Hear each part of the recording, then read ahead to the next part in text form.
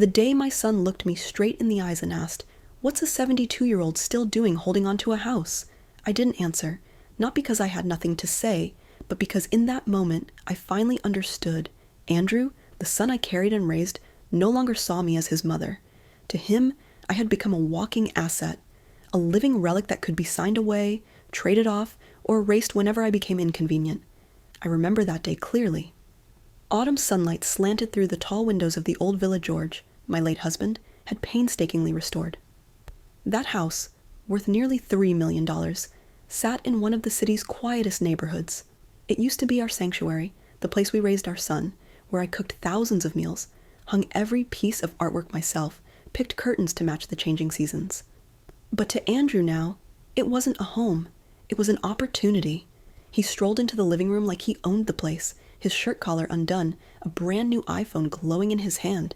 He tossed the keys to his Porsche onto the table, a performance of entitlement.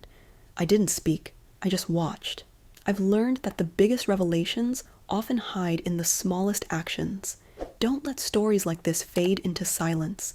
Subscribe now to hear and share the voices of women who were once made to feel invisible, but were never weak.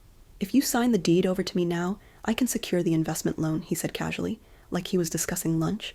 They're just waiting on your signature. Come on, Mom. You're 72. What are you still clinging to real estate for? You can't take it with you when you die. I took a sip of my tea, now cold. My hand was steady, my heart calm. But something inside me felt like it had been slapped across every memory. All those years of raising, protecting, and loving him, and now, the only thing left in my son's mind was what I was worth in cash. I still didn't reply. Andrew shrugged, smirked, and walked outside to take a call. Confident as ever, the kind of confidence that only comes when you think the whole world, even your mother, is yours for the taking. I stood up, walked slowly to George's old study. His desk still held the last note he wrote before passing. If someone trades love for money, let them lose both. I'd kept that note for 5 years like a compass. I picked up my phone and dialed a number I'd never spoken of to my son, my private attorney, Henry. "Prepare the sale contract under Plan B," I said. "Don't ask why, just get it ready." Henry hesitated, then said simply, "I'll deliver it myself, Margaret. Tomorrow." That night, Andrew left the house without even saying goodbye. He was too caught up on the phone, pacing around and talking like the deal was already done. "Of course it'll work out. My mom's getting really weak. She'll sign. This place is worth at least $2.8 million. I just need $10 billion in liquid for short-term investment rotation." I heard every word. I didn't respond. But inside, something started burning. Not anger, not vengeance, but a slow, steady fire of certainty. The next morning, while Andrew was still fast asleep from another night of partying, the doorbell rang. I opened it. Henry was standing there in a tailored gray suit, briefcase in hand. He stepped inside, gave me a courteous nod, and said, "The contract's been finalized per your directive. The house will be sold this week. Price locked. $10 billion, all in cash, wired directly into your private Swiss account." I nodded. "Good. I want everything under wraps until it's done." "I understand," Henry said, but paused. "Are you absolutely sure? This was your home." I turned and looked at the family photo still hanging on the wall, the only one Andrew hadn't taken down to hang another one of his basketball posters. I saw my own eyes in that frame, eyes of a mother who once hoped, once dreamed, once believed that if you love your child enough, everything would be okay. "No," I said calmly. "It used to be a home. Now it's just a house." That evening, when Andrew came back, he found the living room half empty. Boxes were being sealed, furniture already wrapped in moving blankets. "What are you doing?" he asked, brows furrowed. "I'm selling the house," I said. "The contract was signed this morning. The buyer takes it over in 3 weeks." He looked stunned. "Are you crazy? Why didn't you even ask me?"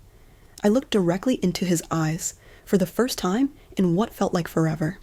"Because I didn't need to. I'm the sole legal owner.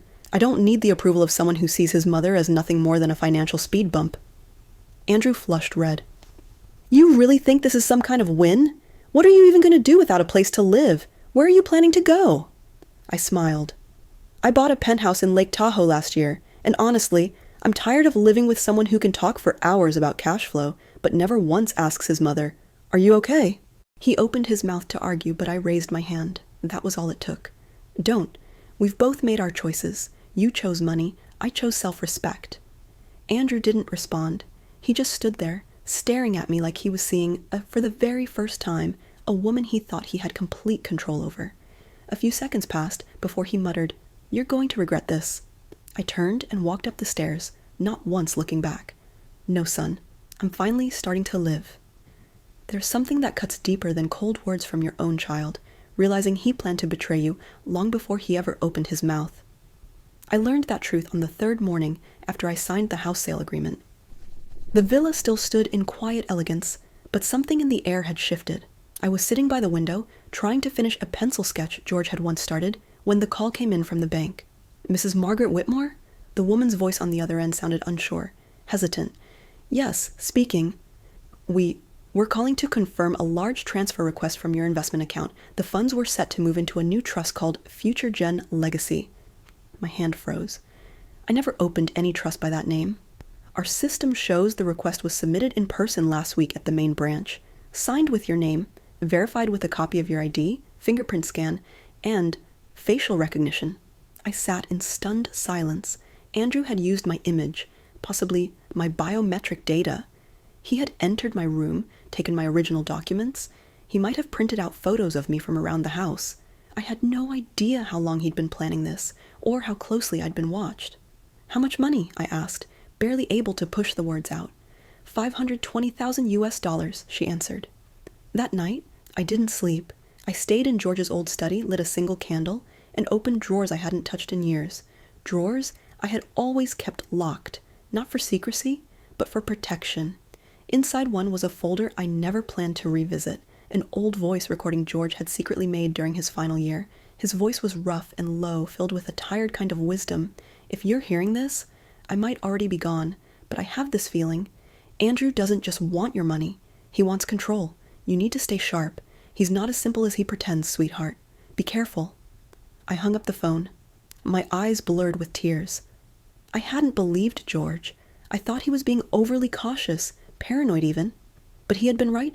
The child I brought into this world was no longer Andrew. He had become someone else entirely, so unfamiliar, so distant, I could hardly recognize him anymore. A week later, I received a postcard, not from a friend or relative, but from a private retirement facility on the outskirts of the city. They invited me for a 3-day complimentary wellness stay, claiming that a family member had already signed me up for the platinum package, the name listed as the registrant, Andrew Whitmore. I didn't go, but I quietly investigated. I called the facility's director, keeping my tone casual and warm. "Hi there, I'm a friend of Margaret Whitmore. I heard her son enrolled her for a long-term stay at your facility. Is that true?" The director confirmed it. Andrew had arranged to have me placed in a nursing home. Since when?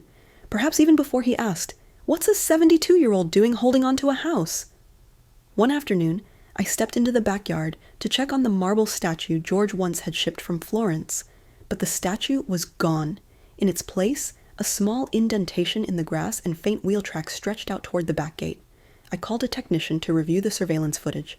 The screen lit up with grainy black and white footage. In the dead of night, Andrew had hired a crew to remove the statue. He wore his cap backwards, walking casually to the van like he was just moving furniture from his own home. I paused the screen. In his hand was also George's oil painting, the one I had always said would go to the museum after I was gone. I trembled, not because of the monetary value, but because of the icy boldness of it all. I quietly filed a police report. But I said nothing to Andrew. I wanted to see just how far he was willing to go. And then the breaking point came. Late one night near the end of the month, I walked into his room by accident, not knowing he was on a Zoom call. I stopped in the doorway, unnoticed. On the screen was a header, Dania Fund, Maternal Asset Restructuring. Andrew's voice was clear, calm, confident. "We'll accelerate the process. I've registered my mother in a palliative care program. She has a history of hypertension and mild cognitive decline. The documentation is nearly done. Once she's admitted to the facility, I'll gain full control of her accounts." I couldn't breathe. I don't know how long I stood there. He never realized I was behind him. I stepped back slowly, silently, without a sound. In that moment, I understood. This wasn't just a disagreement between mother and son. This was a calculated dismantling of my life. The next morning I left the house. I didn't leave a note. I went straight to Henry's law office. Once the door closed behind me, I placed my hand firmly on the desk and said, "Henry, I want to strip Andrew of his entire inheritance." He looked at me for a long moment. Are you certain about this? I want to rewrite the will, transfer all business shares, investment accounts, and the second penthouse to another name. And I want to include a clause. If Andrew ever engages in threats, legal disputes, or any attempt to challenge me through court, then every remaining asset will be donated to the Foundation for the Protection of Elder Women Facing Psychological Abuse. Henry took notes. He didn't ask any further questions. 3 days later, Andrew called me. His voice was urgent, sweeter than usual, almost too sweet. Hey, Mom, can we talk for a bit? I smiled. Of course. You can come by the house at 10 tomorrow morning. Perfect. Is there anything you need help with? I glanced out at the garden, where I had just replanted a young lavender shrub. Just be on time and bring the truth. What's that supposed to mean? I hung up. I was ready. I didn't cancel the meeting with Andrew. I simply changed the stage. That morning, instead of waiting for him at the villa, I arranged to meet at a vintage cafe tucked inside an art museum, the same one where George and I used to meet back when we were young and still discovering each other. I arrived early and chose the table by the window. A soft rain tapped against the glass. The waiter brought me a hot cappuccino along with a slice of almond cake I hadn't ordered. From the guest at the next table, he said, gesturing toward an older gentleman with salt and pepper hair, reading a weathered book. I nodded politely in thanks. The man smiled. Margaret Whitmore? I blinked. Do we know each other? George was a dear friend of mine. I'm Elliot, his financial advisor. We never met because George didn't want you worrying about the money. My fingers tightened around the coffee cup. And what do you want now? Just a heads up, Elliot said. Andrew reached out to me 2 weeks ago. He was asking how to transfer trust fund assets without your physical presence. I refused. Then I informed Henry. I fell silent. Thank you. Elliot stood up, reached into his coat pocket, and placed a small USB drive gently on the table. Inside, you'll find copies of suspicious transactions linked to accounts under your name. How did you get them? George asked me to set up a silent alert system. I'm just following his last wishes. I looked at Elliot carefully. And what do you expect me to do with this? I hope you'll do what's right and don't back down. Andrew showed up 40 minutes late, wearing a hoodie, grinning like nothing had happened. I didn't speak. I slid a gold envelope across the table toward him and said softly, "Open it." Inside was a printed still from the security camera footage, him and the hired movers sneaking George's stone statue out of the garden. Attached was a professional valuation report for the artwork, over $200,000. Andrew's face went pale. You've been spying on me? No, I replied calmly. I've just been documenting the truth. He stared at me. His eyes shifted from irritation to fear. Then he exhaled sharply, as if he had finally decided to drop the act. So what do you want? Money? You want me gone? I shook my head. I just want you to understand that this time, I'm not closing my eyes. I stood up. This conversation is over. I have another appointment. Andrew flung the envelope onto the table. You really think these garbage photos are going to stop me? I simply smiled. You're wrong. I don't just have photos. I have the law.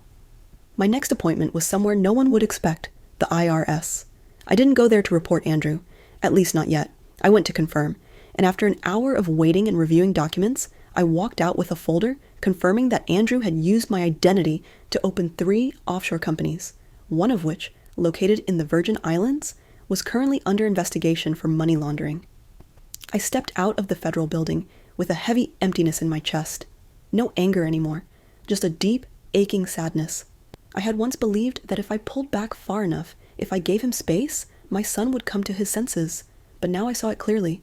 Distance didn't lead him to clarity. It only gave him room to act without consequence. The following week, I signed up for a sculpture class at a local community arts center, one designed specifically for older adults.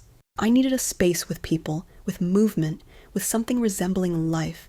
I needed air that wasn't filtered through cold hallways and surveillance cameras. That's where I met Clara, 68, a retired psychologist. She lived alone after her daughter moved to the U.S. and never looked back. And James, 74, he'd been placed in a nursing home after his son sold their family house. James escaped, hired a lawyer, and fought not just to regain his independence, but his dignity as well. The 3 of us would linger for hours after class, swapping stories of invisible scars the world never sees. For the first time in a long time, I didn't feel alone. I felt alert. Clara once said something I'll never forget. Forgiveness only matters when the other person understands the harm they've done. If they see forgiveness as a free pass to repeat the damage, then it's not mercy, it's complicity. That's when I began forming a new plan.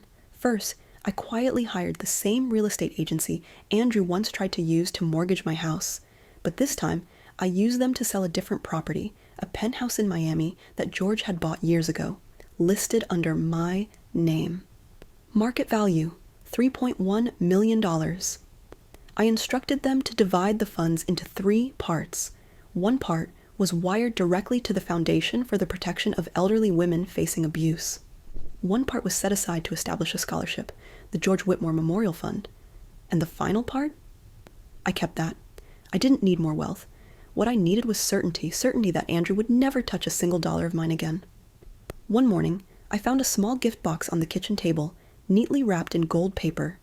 A card on top read, "I'm sorry, I want to make things right." I didn't open it. Instead, I sent it to a private civil lab for inspection. The results came back 3 days later. Inside the box was a small device, fitted with a tracking chip. I stared at the report, the paper trembling slightly between my fingers. My fingertips felt ice cold. My son had been tracking me. I called Henry. "I want to enroll in the personal protection program. Do you have evidence of being threatened? I have the full tracking history, secret recordings, misuse of my personal information, and forged contracts." Henry didn't respond right away. After a pause, he asked quietly, "Do you still call him your son?" I said nothing. I returned to the villa. The rain had just stopped. I stood at the threshold for a long time, then stepped inside. The house was still, too still. I picked up my phone and recorded a short voice memo. "If anyone asks why I fought back, this is my answer. Because I am not a possession. I am a person, and I am a mother, but I am no longer the victim of my own son." I sent that recording to Henry and asked him to attach it to the legal file as my personal declaration. Because this battle, I wasn't going to overlook a single detail. Some wars don't begin with shouting. They begin with a suggestion that sounds harmless. "We should take a trip together," Andrew said, smiling casually, as if none of the past had ever happened. "Just the 2 of us. Reconnect a little." I looked at him. Since when did my son even use words like reconnect? "You need a change of scenery," he went on. "Staying cooped up in here all the time, it's not good for you." I didn't answer immediately, but I didn't say no either. Not because I believed him, but because I wanted to know just how far he'd go this time. We flew to San Diego. Andrew booked first-class tickets. There was a private airport pickup. Everything was immaculate, warm, polite, almost too much so. I sat by the hotel window overlooking the bay, my heart heavy as stone. The quieter everything felt, the more fear stirred in me. The next morning, Andrew said he was taking me somewhere very special. The car took us straight to the airport. I didn't understand. "I booked you a vacation to Hawaii," he said, opening the car door. "A week of spa treatments, sunshine, total peace, no one to bother you. And what about you? Something came up last minute, but you go ahead first." I was about to ask more, but Andrew had already waved over the airport staff to assist with my luggage. They ushered me away. I turned back. Andrew had already walked off, slipping into another car without so much as a glance. My ticket was one way. When I asked the airline staff if there was a return ticket or any record of a companion, they replied, "The person who booked the ticket purchased a one-way trip only. No return itinerary was filed." I stood frozen in place in the middle of San Diego International Airport. No passport, no phone. Andrew had kept it for safety earlier. All I had was a purse with $200 in small bills and a worn notebook. No way back. No plan. No son. Just me. After 3 hours of confusion and quiet panic, I found a payphone and called Henry. He was stunned. "He left you at the airport?" he repeated, disbelieving. "Not missed the flight. Left. Deliberately." Henry booked a return flight for me the following day. I arrived back at the villa, only to find my keycard no longer worked. I couldn't get into my own home. I sat on the front steps for over an hour before a member of the security team approached me and said, "This property is currently under a restructuring request. The system lock code was remotely reset. The name on the request, Andrew Whitmore." I smiled, softly. There were no tears left. I rented a nearby hotel room. That night, I received an email from a neurologist I had never met, confirming my upcoming appointment and reminding me to continue the prescribed sedatives I had allegedly been taking for the past 3 months. I had never taken those pills. I began to investigate. The doctor turned out to be an old friend of Andrew's. The next morning, I walked into his clinic. No appointment, no name given. I sat quietly in the waiting room. When he stepped out and called, Margaret Whitmore, I stood and approached. Oh, you're early, he stammered. I'd like to see last month's prescription, I said calmly. He pulled up the file. My signature was on it, except it wasn't mine. It had been forged. That's not my handwriting, I said, eyes fixed on the page. He said nothing. I'll be asking the police to investigate this prescription, and if they determine this was a falsified medical record used in an attempt to manipulate or seize financial control, I will pursue legal action to the fullest extent. The color drained from his face. I left without looking back. I returned to the old apartment in Tahoe, the place I had spent my quietest days after George passed. Clara was already there, waiting with a cup of tea in her hand. She rested her other hand gently on my shoulder. What now? She asked. I confront him. You mean? I'm organizing a memorial for George. You mean a real one? Public? Yes. Press invited. Old friends. Representatives from the Heritage Foundation? Why? I looked her straight in the eye. Because George doesn't deserve to be forgotten, and because I'm no longer afraid of the truth coming out. 3 weeks later, the memorial was held in the courtyard of the Art Museum, one that George had once helped fund and shape. I stood on stage, wearing the soft gray dress George gave me for my 60th birthday. I wasn't trembling. George once said, "Forgiveness isn't for those who repeat harm," and I was wrong to think I could keep forgiving forever. The auditorium fell silent. My son, Andrew Whitmore, who is currently listed as the legal representative on several accounts tied to my name, has used my identity to fabricate medical contracts, open offshore accounts, and unlawfully alter access rights to my own home. A wave of whispers rippled through the room. I didn't pause. And I'm here to announce that every piece of George's legacy, his shares, real estate, artwork, and finances, has been formally transferred to an independent trust to serve the community. Not a single dollar will go to Andrew. A collective gasp followed. Andrew was there. I saw him standing in the middle of the crowd, his face pale, fists clenched. He didn't say a word. I closed my speech with one final line. There are battles we do not choose, but if we don't rise to meet them, at some point we lose ourselves. That night, I received one message from Andrew. You'll regret humiliating me. I replied, I already have. 72 years of regret for not seeing who you really are. I thought it ended there. I thought that by speaking the truth, by exposing Andrew's deceit in front of friends and the broader community, I might find some piece of peace, some fragment of stillness in the years I have left. I was wrong. 3 days after the memorial, I was served. The plaintiff, Andrew Whitmore. The charges, defamation, character assassination, and incitement of public hatred. The damages sought, $2 million. Henry received the legal notice before I did. He called me close to midnight. He's hired a full PR legal team. They've filed the lawsuit and released footage of your speech online. They're pushing a narrative that you're a confused elderly woman manipulated by those around you. I let out a laugh. Quiet, bitter, the kind of laugh that comes from knowing the game all too well. I was no longer shocked by how easily Andrew could twist the truth into something unrecognizable. Henry asked me, Do you want to countersue? I stayed silent for a long moment. Then I said, No. I'll do something else. The next morning, I went to the bank, planning to withdraw a small portion of my Swiss savings to prepare for legal costs, but the account was frozen. The reason? An emergency freeze request filed by a direct relative, citing concerns over mental incapacity. My knees nearly gave out. He didn't just want money anymore. He wanted me legally powerless. Henry acted fast, but reopening the account would take at least 3 weeks. I had no access to cash. I was forced to sell the Porsche George had left behind. But the following morning, I discovered the car was gone from the garage. I thought it had been stolen. Until I received an email from the city police department. The vehicle had been impounded under a temporary hold, classified as a contested estate asset. The Lake Tahoe apartment wasn't spared either. The local paper ran an anonymous expose accusing me of psychologically abusing my son, forcing Andrew into psychiatric care as a child, and raising him under the tyranny of a controlling, domineering mother. The article cited no sources, but the photo attached was unmistakably me, taken from outside my own window as I sat reading on the couch. I knew exactly who had taken it. I was issued a temporary travel restriction. I was summoned for questioning. I was asked to report to a psychological evaluation center, flagged for signs of financial mismanagement and behavioral instability. Everything was spiraling in reverse. Alone. No house, no car, no bank account, no permission to leave the city. I rented a small attic room above a rundown boarding house that used to host traveling painters. I sat by the window, wrapped in a thin blanket, watching the rain fall steadily over the bare trees. The wind pressed against the glass, and I thought quietly to myself, this is the first time in my life I've truly felt like I have nothing left to lose. That night, my phone rang. The number was unfamiliar. "Ms. Whitmore?" said a young woman's voice. "Yes, I'm a former intern. I trained at the clinic where your son had you evaluated for neurological issues. I can't stay silent anymore."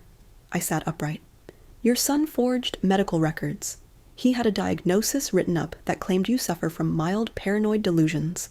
The senior doctor, the one who signed off, is an old friend of his. But he didn't know. I recorded the entire conversation." I held my breath. "I'm sending you the audio file. You need to release it. People have to know." I broke down in tears, not from pain, but because, for the first time, someone had stood up for me. The next morning, I sent the recording to Henry, to the local news station, to the Elder Women's Rights Organization, and to every social media platform I could think of. I attached a brief message. If a mother must fight to the end just to defend her dignity from her own child, the failure does not lie in motherhood, but in a society that enables ingratitude. The story spread like wildfire. Journalists began investigating. Andrew said nothing. A week later, he appeared on television, giving a live interview, eyes glassy with staged emotion. "I just wanted to help my mother feel stable," he said. "She's too old to manage finances on her own. Everything I did to protect her." I didn't respond. I posted a single photo. Me, at 45, standing at the podium during the state's Outstanding Women in Business Award ceremony. The caption read, "I didn't start in weakness, and I will not end in ruin." The court issued a summons. Andrew didn't show. His attorney filed for a delay, citing that the client is currently undergoing psychiatric treatment. But I knew, this time, the unraveling was real, because everything had turned back on him. The false lawsuit, the illicit accounts, the forged medical records, the manipulated media. I sat in the courtroom, the session postponed, my eyes on the empty seat across from me. And I knew I had won, not by force, but by endurance, by choosing silence at the right time, and by making one final clear decision that blood alone does not guarantee loyalty. I can't recall the exact moment I stopped crying over Andrew. Maybe it was when the bank account was finally restored. Maybe it was when the court dismissed his suit. Maybe it was that quiet afternoon at a small bus stop near the shabby apartment I had been staying in, when a young boy dropped his ice cream, turned to me and said, "I'm sorry, ma'am," though I had nothing to do with it. I smiled and replied, "It's all right, sweetheart." And in that instant, I realized I had spoken kindness, without any tears hiding behind it. I had walked through the darkest depths of emotion. I had been betrayed, discarded, doubted, and nearly destroyed by the very person I brought into this world. And yet, I was still standing. I no longer lived in the old villa. I donated it to a nonprofit organization that transformed it into a residence for elderly women who had survived abuse within their families. And every time I passed by, I could still see the warm lights in the windows, silhouettes of women sipping tea, playing music, reading books. And I smiled. That house was never lost. It was simply reborn. I live in a small apartment by the lake. It's not luxurious, but it has light. There's a lavender plant on the balcony, a bookshelf, a photo of George when he was young, and there's me, living as myself for the first time in 72 years. One day, I received a handwritten letter from Rachel, my daughter, who had always remained silent during the long battle between her mother and brother. "Mom, I'm sorry I stayed quiet. Not because I didn't see, but because I was afraid. But now I see you standing, without anyone holding you up, and I realize I'm the one who needs to relearn how to be a daughter." We met soon after, at a tiny toasted sandwich cafe. Rachel held my hand. She didn't say much, but the truth rarely needs a lot of words. As for Andrew, he disappeared from the public eye, deleted his social media, sold his car, moved out of the city. I don't know how he's living now, and I don't ask. I only left behind a short handwritten note delivered through my lawyer. "I don't hate you, but I will no longer let myself be hurt by you. Blood is not a chain. If one day you return, not to ask for something, but to learn how to apologize, then maybe I'll open the door. I'm not sure I will, but at least the door isn't locked." I've started painting again. The new paintings are no longer dark. I paint hands, hands holding hands, hands letting go, hands resting gently on one's own chest. I hang them in the Community Art Center. They named the series 72, the last year, the first year. The local paper interviewed me. I didn't tell the whole story. I only said, some people don't truly begin living until they think it's the end. I now volunteer as an art instructor for a class called Emotional Healing After Betrayal, a place where women gather, grandmothers pushed out of their homes, mothers sued by their children, women uninvited from their own daughters' weddings. I don't teach technique. I simply ask them one question. If there were only one color to describe you, what would it be? They answer, soft blue, velvet red, rain gray, silent white. And me, I choose the color, transparent, because I no longer want to hide from myself. I want to be seen. I still take walks every evening. I still stop by the old bookstore, still chat with Clara, with James, with strangers who don't know I once had a life turned upside down. They just know me as Miss Margaret, warm, calm, always smiling, always handing out dried flowers wrapped in newspaper. No one knows. I once stood in the middle of an airport not knowing if I'd ever go home again. No one needs to. I know. And that's enough. Tonight, I sit by the window as the early winter wind slips through the curtain's edge. On the table is a cup of ginger tea, a handwritten card from Rachel inviting me to spend Lunar New Year with her little family, and a draft manuscript, my first attempt at writing my story, not for publishing, just to tell it. I think about the millions of other mothers, those who cried without sound because of the very children they gave life to, raised, and placed all their hopes in. And I write my final lines. I used to believe that to be a good mother, I had to give up everything. But now I understand. To be a whole woman, I must keep something for myself, something no one has the right to touch, not even the children I love most. I used to believe that motherhood was a lifelong vow, that if I gave enough, loved deeply enough, waited patiently enough, then my children would understand, feel grateful, and come back to me. But the truth is, being a mother doesn't guarantee being loved in return. It doesn't mean you'll be treated fairly, and it absolutely doesn't mean you must endure in silence forever. The greatest lesson I've learned is not how to avoid betrayal, but how to rise again after being broken by the very child I once believed would protect me when I grew old. When you're a 72-year-old mother, the kind society expects to sacrifice, to stay quiet, to endure in silence, you begin to understand how easily your silence can be mistaken for weakness. But in truth, any woman who dares to confront her own child after being deceived, dismissed, and treated like a burden is showing the greatest strength of all. Not everyone has the courage to admit that their child may be in the wrong, but even more dangerous is letting the idea of family erase you piece by piece. If you're in that situation, if your child sees the home as something to seize, sees you as an obstacle to remove, or uses your age as an excuse to strip away your rights, then the first thing you need to do isn't cry or beg to be understood. It's to gather evidence, contact a lawyer, and protect your legal standing. Start by reviewing every asset in your name, update your will, freeze joint accounts if necessary. Do not transfer anything just because you're emotionally pushed into hearing, "You're old now, Mom, let me take care of it." As long as you are mentally sound, you have rights. As long as you are alive, you have value. And no adult child has the right to use motherhood as a tool of control. Seek legal counsel boldly, even if you feel unfamiliar with the law, because a mother has the right to be protected. And if you must, record conversations, save screenshots, keep physical copies of every document, not to start a war, but to defend yourself from the quiet erasure that sometimes begins with those closest to you. Don't be afraid to speak up. You're not selfish for holding on to what you've built. You're simply honoring the worth of a lifetime earned through labor, love, and loyalty. And finally, don't let bitterness harden your soul. You have every right to be angry, to hurt, even to walk away if needed, but you also have the right to heal. Find others who understand. Join communities where you're not labeled a failed mother just because your child betrayed you. You are not alone. And every time you share your story, you're doing something brave. You're breaking the silence and lighting the way for others who are still stuck in the dark. If you've ever been the mother pushed out of her own home, manipulated through family guilt, or simply forgotten after giving your all, your story deserves to be heard. Share your experience by leaving a comment below, like this if you believe women are never a burden at any age, and don't forget to subscribe to She Stories Margaret, where every story is a quiet but powerful declaration. I still matter, I still have a voice, and I will no longer be silent. This is a fictional story and is not intended to offend or target any individual. It was created solely to share a meaningful message with viewers, and all character names are entirely fictional.